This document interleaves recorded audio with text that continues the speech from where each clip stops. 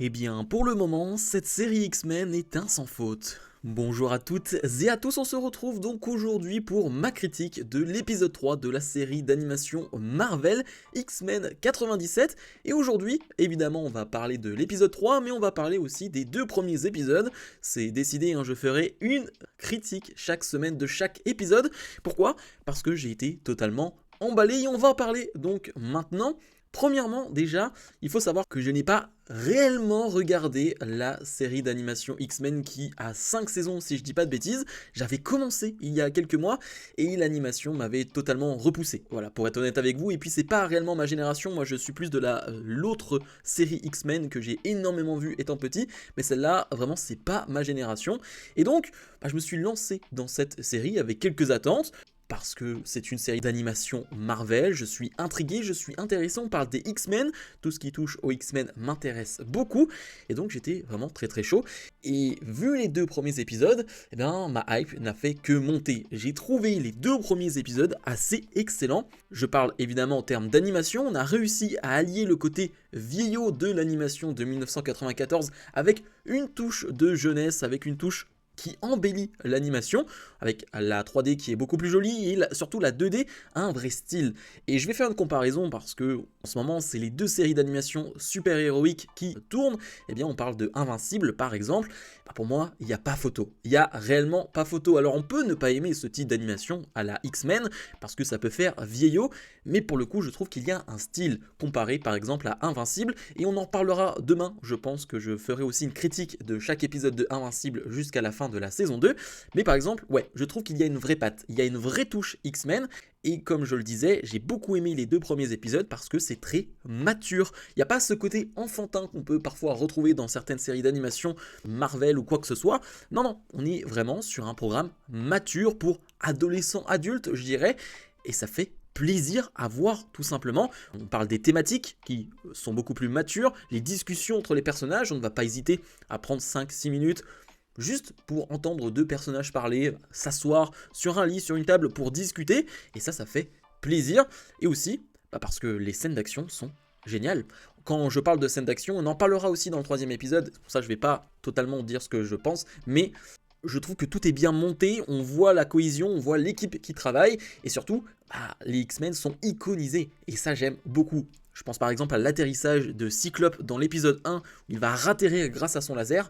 Je veux dire, là, moi qui suis pas un énorme fan de Cyclope dans les films, là je suis totalement fan de Cyclope dans cette série d'animation. Il est fantastique. Je pense par exemple au discours de Magneto dans l'épisode 2 qui est génialissime, qui est assez classique entre guillemets. C'est un discours qu'on a pu entendre à différentes reprises, mais le voir dans une série d'animation faite de cette manière-là, de cette façon-là, avec cette mise en scène-là, avec les humains qu'il a pris, qu'il les a fait monter plus haut dans l'espace, et avec ce coup de pression qu'il met aux humains, c'était quelque chose. Et puis, cette révélation, ce cliffhanger de l'épisode 2, qui va nous lancer donc sur ma critique de l'épisode 3. L'épisode 3 qui est sur la lancée des deux premiers épisodes, qui est vraiment très bon là aussi, mais qui est à l'opposé en termes de style, en termes d'ambiance, parce qu'on va avoir une sorte d'ambiance horrifique.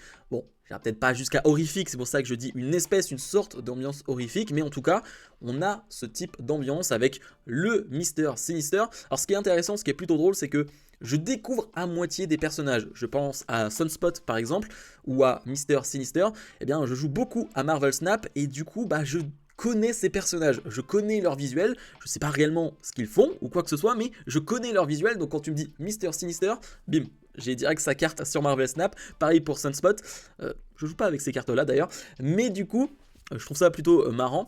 Et du coup Mister Sinister qui est clairement un vampire, et on va jouer avec le clonage, parce qu'à la fin de l'épisode 2 on avait vu Jean venir à la maison des X-Men, et tu te retrouvais avec deux jeans, c'était assez bizarre. Et donc on parle bien de clonage, et c'est vrai que je me suis un peu spoilé parce que je voulais faire quelques recherches sur ça, et je me suis directement spoilé. On comprend donc rapidement que le clone de Jean est celui qui était présent dans la maison, celui qui était avec Scott depuis quelques temps.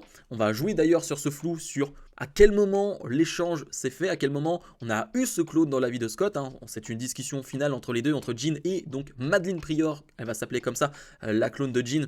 C'est une discussion entre les deux qu'on a à la fin de l'épisode où les deux se disent, on ne sait même pas à quel moment on a été échangé, mon mariage, avant, bref. on joue un peu avec ce flou et j'avoue que je me posais des questions, ils y répondent à moitié, mais ça me va, on en parle au moins.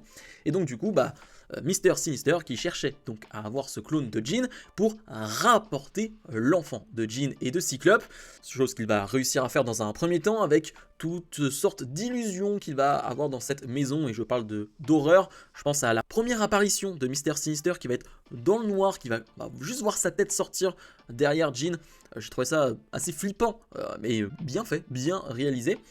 Et donc, son plan va pas réellement marcher parce que dans un premier temps, Madeleine Pryor va être totalement sous son emprise, ça va fonctionner, et d'ailleurs un costume génial, je trouve que c'est vraiment stylé, et tu vois toute la puissance d'une Jean Grey et donc de Madeleine Pryor qui est clairement, je suis pas un expert, j'ai pas lu tous les comics ou quoi que ce soit, mais de tout ce que j'ai vu, Jean Grey fait quand même partie des X-Men et surtout des personnages Marvel les plus puissants de l'univers. Clairement, quand elle a à son plein pouvoir, elle est redoutable, elle est vraiment impressionnante, et moi j'aime bien les personnages puissants, je pense qu'on est tous dans le même cas, on aime ce type de personnage puissant. Ça ne va pas fonctionner parce qu'on va retourner dans les souvenirs de Jean et donc de Madeleine Pryor, et en allant dans ces souvenirs, ça va débloquer totalement Madeleine Pryor qui va se retourner donc contre Sinister Six, et on va essayer de s'occuper de lui dans un premier temps, mais il va réussir à s'enfuir, mais surtout il va s'occuper de leur bébé qui avait été mis dans une sorte de cuve et qui était en pleine mutation. On ne sait pas réellement ce que voulait faire Mr. Sinister avec ce bébé là, mais du coup il a une espèce de virus qu'ils veulent donc faire partir d'un seul moyen, c'est d'aller dans le futur avec Bishop qui peut aller dans le futur. Pareil, Bishop c'est pas un personnage que je connais énormément et donc je découvre beaucoup plus dans cette série, et forcément ça inquiète un peu Scott qui lui a eu un syndrome de l'abandon quand il était petit. Là il se voit abandonner son fils pendant une certaine période parce qu'il va devoir aller dans le futur simplement avec Bishop pour régler ce problème là. Bref, je vous ai fait un résumé court de l'épisode, mais je l'ai vraiment beaucoup aimé. Comme je l'ai dit, l'ambiance était différente, j'en ai pas parlé, mais en gros je voulais dire que j'aime beaucoup cet aspect chez les X-Men et qu'on voit directement, je veux dire on le voit, c'est clair et net, cette cohésion d'équipe qu'on voit entre les personnages, on voit qu'ils se connaissent et que les interactions entre tous les persos sont fluides, elles n'ont pas l'air gênantes, elles n'ont pas l'air forcées, et surtout dans les combats. Dans les combats, je vois énormément de combos entre tous les personnages. Je pense par exemple là à ce dernier épisode, le combo entre Cyclope et Bishop, où Bishop est capable de canaliser de l'énergie et de le ressortir avec une force démultipliée, et c'est ce qu'ils vont faire avec Cyclope. Et il y a pas mal de ce genre de choses dans les premiers épisodes, et dans tous les combats qu'on voit des X-Men, il y a des combos entre les personnages, et c'est ce qu'on aime dans les films à plusieurs super-héros. Quand je parle d'Avengers ou quoi que ce soit, c'est justement ces combos, ces personnages qui vont s'allier, qui vont créer des combos et qui vont faire des choses magnifiques. Et ça fonctionne très très bien dans cette série d'animation X-Men, c'est vraiment une grosse réussite.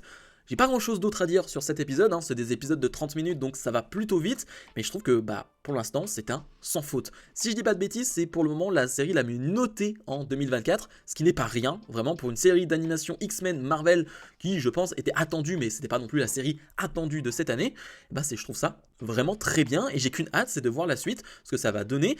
On a cette fin d'épisode où donc Madeleine Pryor va s'en aller, va faire sa propre vie, et aussi où Storm, qui a perdu ses pouvoirs dans l'épisode 2, rencontre Forge et lui dit qu'il va l'aider à retrouver ses pouvoirs. Alors Forge, c'est pareil, je connais simplement son personnage dans Marvel Snap, je crois que je vais le dire énormément de fois dans cette série d'animation X-Men, mais je connais son visuel par rapport à Marvel Snap, et donc j'ai hâte de voir la suite.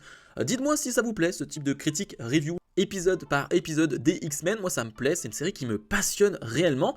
Demain je pense qu'on parlera de Invincible, si ça vous tente, bien sûr, mais voilà, je suis chaud aussi pour parler de Invincible, on est bientôt sur la fin de saison, 2 épisodes si je dis pas de bêtises, donc ça devient très intéressant. Comme d'habitude, n'oubliez pas de mettre le pouce vers le haut, de vous abonner, et nous on se retrouve donc dès demain pour ma review, ma critique de Invincible. Salut